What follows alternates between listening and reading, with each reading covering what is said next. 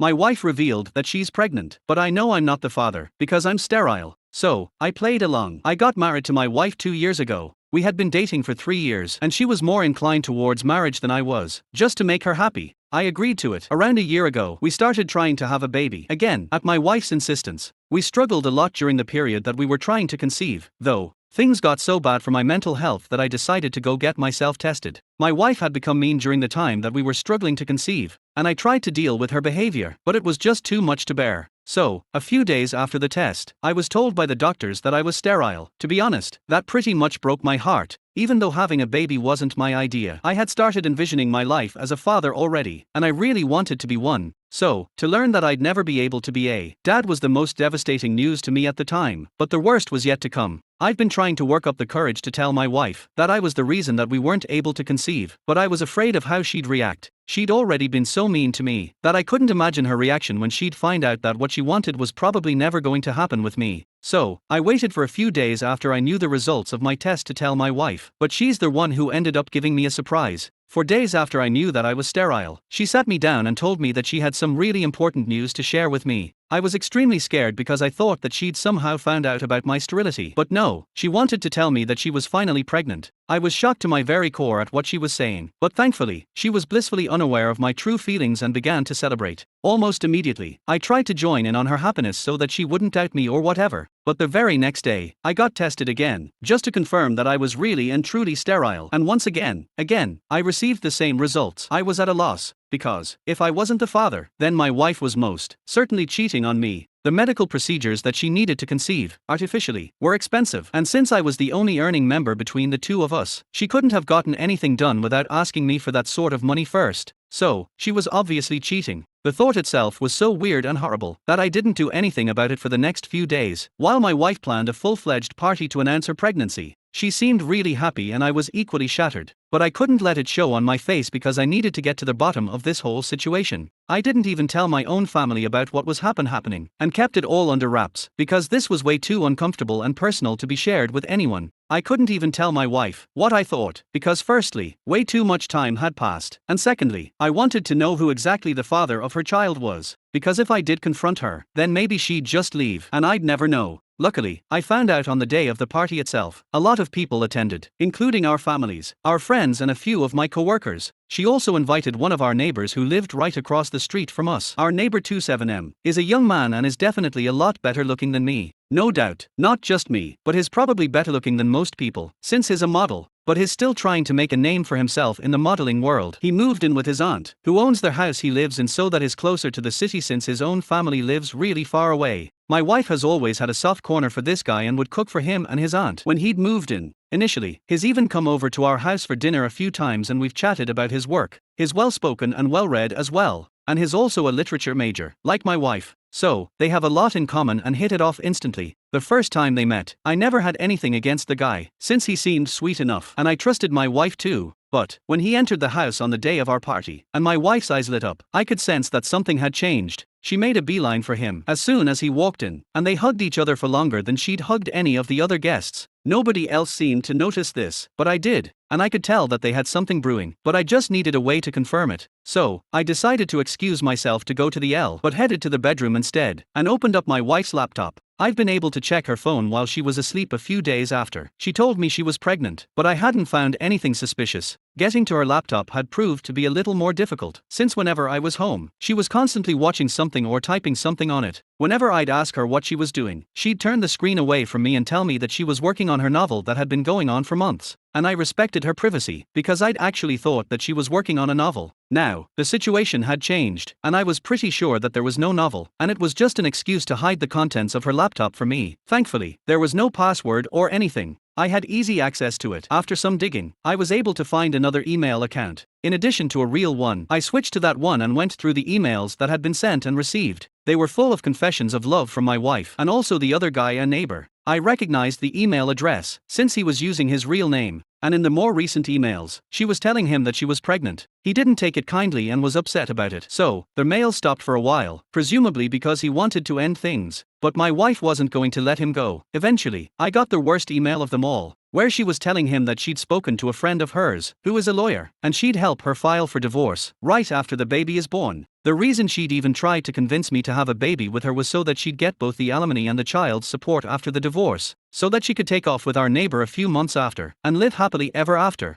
I was horrified when I read that, and I can still feel the nauseating feeling take over me whenever I think about that email. Anyway, I quickly shook off whatever I was feeling and got back to work. I took several pictures of the email on my phone before shutting it down, and keeping it back where I'd found it. I was less concerned about the cheating, and more disgusted by what my wife was trying to do. Cheating was one thing, but trying to trick me into having a child with her, and then making me pay all that money, just so she could fund her dream life with her struggling boyfriend, was so psychotic. The cherry on top was that she was such a great actress that I hadn't suspected a thing yet. Her happiness was almost disturbing, but I was so angry about all of this that I decided to go the extra mile and take my revenge. I made up my mind to play along and then drop the bomb on her when she was least expecting it. There was no way I was going to let her just get away with it, without feeling the hurt, betrayal, and frustration that I'd been feeling when I found out about her dishonesty. Call me a psycho, but I did what I had to do. So, for the next 9 months, I played the perfect husband, father-to-be. It was tough knowing that she was lying through her teeth to me all this while, but the more she lied and pretended to be happy with me, the more it strengthened my resolve to see this through. I attended every meeting with her doctor, and made sure she took all her vitamins on time, and was the best husband could ask for. Then finally, a few days ago, my wife went into labor. I was extremely nervous because it wouldn't be in my situation, but I put that all aside and took her to the hospital, all by myself. I'd called her parents already, but not mine since I didn't want them present there in case things became too dramatic. Anyway, her parents had to drive for an hour to get to the hospital, so we had some time to ourselves. That's when I chose to drop the bomb on her. Once she was safely inside the room, I told her that I was going to go out and call our neighbor so he could be there for her. She looked taken aback and stuttered a bit while saying that there was no need for that, and she didn't want a stranger in the room while giving birth. So I smiled back at her and showed her the results of my fertility test, along with a divorce paper. Since I'd filed for divorce just a few days before her due date, I made sure to carry them with me. On that day, she went through all of it, still looking confused, so I explained to her that I wouldn't be able to impregnate her, even if I wanted to. So, the baby wasn't mine. Then, I told her about the emails that I'd found on her super secret account. At that moment, she finally realized what was going on. The look on her face was priceless as I walked out, and she struggled to come up with words. I thought I'd need to stay in the hospital myself too, because that's how fast my heart was beating when I finally walked out and called our neighbor up to inform him that my wife was in labor. I didn't even wait for his response and hung up as fast as I could. Then, I got into my car and waited for my wife's family to show up. As soon as I saw her dad's car pull up in the driveway, I got out of there as fast as I could. Then, I got into my car and waited for my wife's family to show up. As soon as I saw her dad's car pull up in the driveway, I got out of there as fast as I could. I even turned my phone off for good measure, and drove for a while until I got to this motel, a little out of town. I packed my bags already ready, a few weeks ago, and had them stashed in the boot of my car so that I had all that I needed with me, and wasn't caught unprepared at any point. I spent the rest of the day watching television, drinking beer and doing everything I possibly could to take my mind off of things. I went to sleep that night quite peacefully, knowing that I was finally done and dusted with this whole act. The next morning, I woke up and finally turned my phone on. Naturally, there were hundreds of texts from my wife and my neighbor, none of which I bothered to even open, but I did go through some texts that my parents and brother had sent me. I guess my wife had probably contacted them when she couldn't reach me, so I decided to call my parents back and speak to them. I told them that I'd be coming back home in a while, and even told them to get my brother there if possible, so that I could explain the entire situation to them, because they did deserve an explanation for what was happening. I drove to my parents' house, and my brother was already there, all of them looking confused and kind of annoyed, which was but natural because to them, I just missed the birth of my own child, and it also made them miss the birth of their grandchild. But I sat them down and explained the whole story to them and told them my reasons for what I'd done. By the time I was done telling them, they were speechless. I was ready to be bombarded with questions and accusations, but nothing of the sort happened. All my dad said was that he hoped nothing worse would happen if the others had any other comments. They didn't say anything, so it was all chill on that front. That was a few days back. And while my family hasn't said much, my wife has gone above and beyond to accuse me of ruining her experience of becoming a mother. For the first time, she's been trying to call me and text me ever since I left, but I haven't answered anything. Even my neighbor texted me a few hours ago, saying that my wife was really upset, and that we should keep our differences aside for her sake, and at least try to sort things out with her for once. I can't believe the audacity that these people have still trying to talk to me, and make it seem like this is some petty thing that I'm getting pissed about. He mentioned a couple of other things as well in his text. Like how my wife had started to fall back in love with me during her pregnancy, which had been a shock for both of them as well. So, I should at least try to give our marriage a second chance. I called BS on it, because if she'd started to fall for me again, then why was my neighbor still in the picture? I don't know why they think I'm that stupid. My wife is upset, but there's nothing I can do about it. She is mostly angry that I've known everything right from the beginning, but had chosen to be with her and put up with this whole act. She accused me of lying to her for staying with my wife throughout her pregnancy and misleading her, despite knowing that the baby wasn't mine, and she'd been cheating on me with our neighbor. It's been close to a week since the baby was born, and I've been staying in a hotel room. I haven't been over to see my wife yet, and neither do I plan on going. She's still texting and calling me, but I don't know why, since I've made it pretty clear that I'm not interested in speaking to her, or hearing her out. I haven't blocked her yet, but I have blocked my neighbor, since he'd taken it upon himself to text me and remind me that my wife was still holding out hope and wanted me to get back to her. I'm 100% sure that the only reason he's still with her, and trying to get me to forgive her, is so that she'll at least get something out of the divorce settle, and the alimony, since both of them are basically unemployed. My wife was a stay-at-home spouse, which I appreciated and respected, but she wasn't just staying at home and doing the chores, she was also cheating on me, behind my back, and that was unforgivable before anyone attacks me. Not the one who suggested that she quit her job after marriage. In fact, I was quite supportive of her back when we were dating, and she used to work, but she's the one who said she wanted to quit and take care of our home instead. So, I didn't stand against it either, since it was her choice and I earned well enough. Anyway, I'm pretty sure my lawyer will be able to get me out of paying alimony once we can prove that she'd been cheating, which I'm hoping is going to be easy. As for my neighbor, he's still struggling to find well-paying modeling gigs. So, handling his own expenses, my wife's expenses and a baby on top of that is going to be next to impossible for them, even with all their money combined. So, good luck to them. I'm just grateful that I'm out of this mess and won't have to give them anything, not even my attention. I just hope that my wife realizes that and doesn't waste more of my time by contesting the divorce. I'm hoping she won't, but then again, given the utter lack of brains, she might as well. So, I'm prepared for that as well. The pictures of the emails that have been exchanged on her secret email account are still safely saved on my phone and backed up on my laptop, so I'm not too worried. Even if she decides to delete her account, she cannot delete those images that I have. And I know I'll be good to go. Worst comes to worst, I'll even pay her the alimony, but at least I won't have to be with her. She should count herself lucky. I'm giving her time to vacate our house by herself and haven't forcefully evicted her, since the house is registered under my name.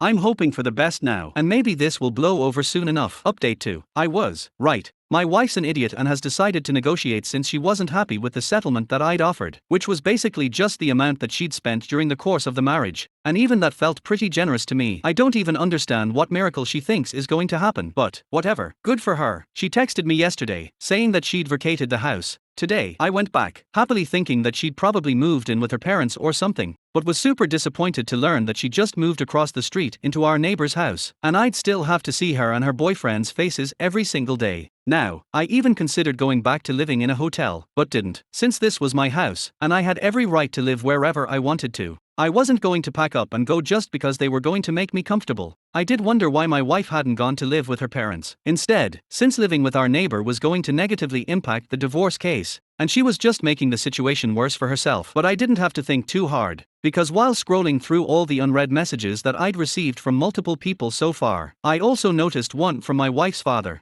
I hadn't responded to several people who had texted me in the past few days, and his message had also gotten lost in it. It was a long text about how sorry he was regarding what his daughter had done, and told me that they were strongly against her actions. Her father was saying these things, so it meant a lot to me, and validated my emotions so much that I could feel tears coming on, but held back. Anyway, he apologized for my wife's behavior and told me that he'd cut her off, since she told him that she wanted to contest the divorce. So far, nothing that my wife was doing made any sense to me at all, since everything that she'd done was eventually going to backfire. And surely even someone like her had the good sense to realize that either she's just really stupid, or she still has some sick and twisted tricks up her sleeve. I'm hoping it's not the latter, but then I wouldn't put it past her. She is pretty much the worst. This living arrangement is definitely going to lead to some complications, and I'm sure they'll try to make me uncomfortable or jealous, but I'm determined not to let them get under my skin and provoke me, because they are definitely going to use that against me. All things considered, I'm still saving a fortune since I don't have to live in a hotel.